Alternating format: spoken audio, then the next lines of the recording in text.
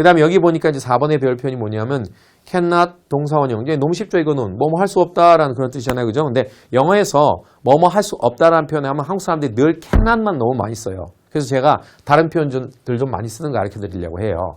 자, cannot만 너무 쓰지 마시고 I cannot, 이거 you cannot, he cannot 이것만 하지 마시고 이런 표현도 많이 써요. fail to. 자, 이거는 뭐뭐 하는 데서 실패하다란 말이잖아요. 그죠? 그럼 할 수 없다란 말과 하는 데서 실패하다란 말은 유사한 느낌을 줄 수가 있거든요.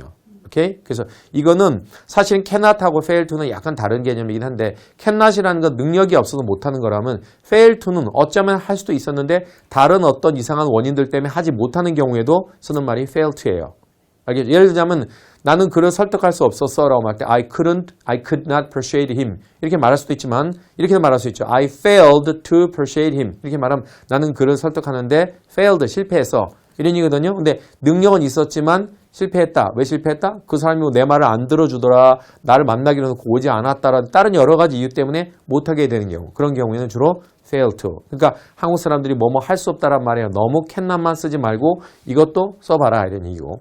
그 다음 이제 cannot하고 비슷한 표현으로 be not able to나 be unable to 이런 표현도 쓸 수 있겠죠. 그죠? 할 수 없다. 자, 그런데 사실은 cannot하고 여기 있는 be not able to하고는 똑같은 건 아니에요. 우리 학생들은 보통 be able to하고 can하고 같은 뜻이다라고 보통 알고 있지만 사실 똑같은 건 아니에요. 어떤 점이 좀 다르냐 하면 요 be able to라는 거는요. 보통 can과 차이점이 뭐냐면 이거는 객관적 능력이라고 본다면 이거는 발휘되어진 능력이 되는 거예요. 이건 이 사람이 예를 들자면은 객관적으로 영어를 말을 잘 하는 사람이야. 그럼 he can speak English가 되는 거예요. 하지만은 그가 그날은 영어를 할 수가 없었어 하면은 he was not able to speak English that day 이렇게 될 때는 발휘되지 않았다라는 거예요. 그러니까 발휘라는 것, 능력의 발휘라는 것에 초점을 둔 말이 바로 뭐다? be able to예요. 근데 can이라는 것은 발휘 여부와 관계없이 그 사람의 능력만 객관적으로 평가하는 것이 can이에요. 그래서 사실 차이가 있는 거거든요, 이것도. 그래서 보통 발휘하고 있거나 발휘된 능력을 표현할 때는 be able to를 많이 써줘요. 자, 그렇게 기억해 주시고. 자, 그 다음에 이제, 이번에는 뭐 be not capable of 이것도 쓸 수 있죠. 자, 그 다음에 right의 문미 표현이라는 거, 이거 한번 배워보고 넘어갈게요. 자, 얼마 안 남았어요, 이제. right의 문미 표현. 자, 우리 right이란 단어는요, 굉장히 많은 의미를 갖고 있죠. 자, 첫 번째는 명사로는 어떤 뜻이 있죠? 권리란 뜻이 있죠. 다 아실 겁니다. 그래서 권리란 단어는 보통 뒤에다 투부정사도 쓰고 투 플러스 명사도 써서 뭐뭐 할 권리 또는 뭐뭐에 대한 권리 이렇게 쓰는 말이 right입니다.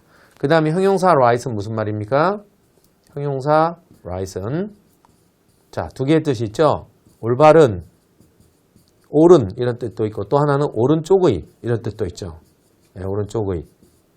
자, right hand 하면은 오른손이 되는 거고 You're right 할 때 넌 옳다. Right answer, 정답. 이런 말일 때는 이런 뜻이 되겠죠. 그죠?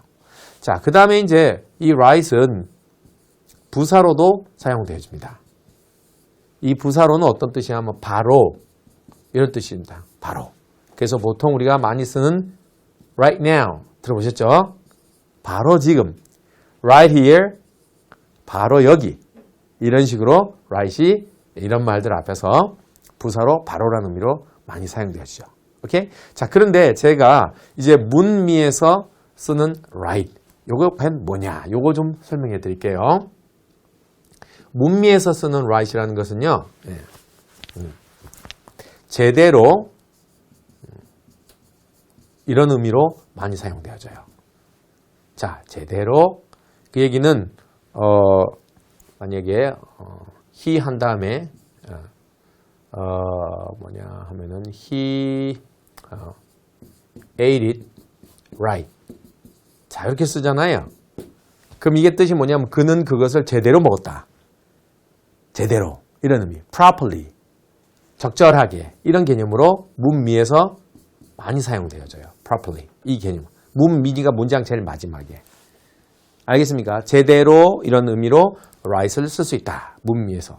자, 우리 또 뭐 하나 해볼까요? 제대로 제대로가 들어갈 말로 뭐가 있을까요? 또 하나 해봅시다. 뭐 있을까? 그는 그녀와 제대로 데이트했다. 대충 데이트한 게 아니라 제대로 제대로 했어. 효과를 보이게. 이렇죠. 그러면 자, 이런 식으로 he had a 그 다음에 date with her 이렇게 한 다음에 right 이렇게 쓸 수 있어요.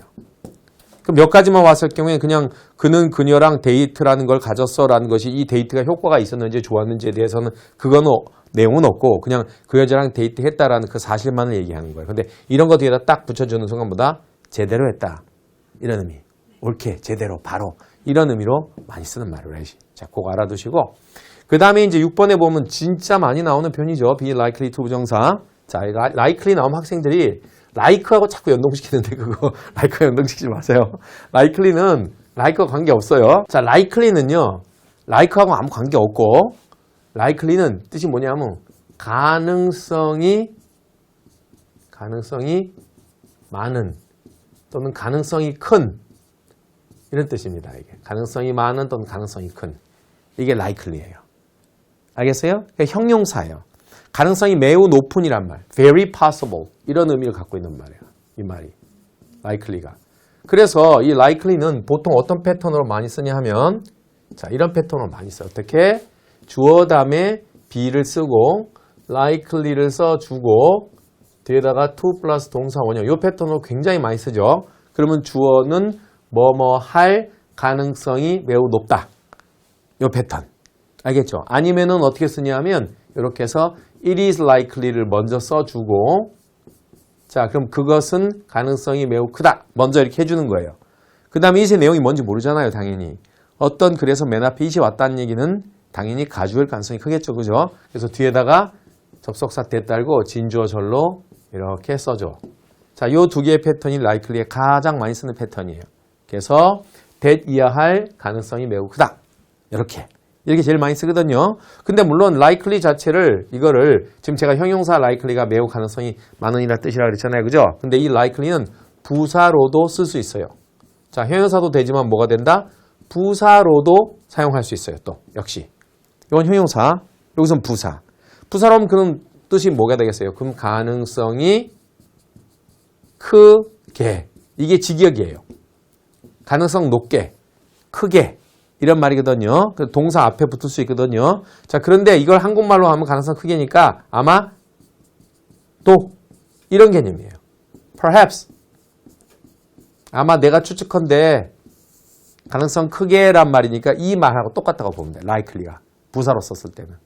그러니까 예를 들자면은 he will likely를 여기다 먼저 being 써주시고 그 다음에 come back to you.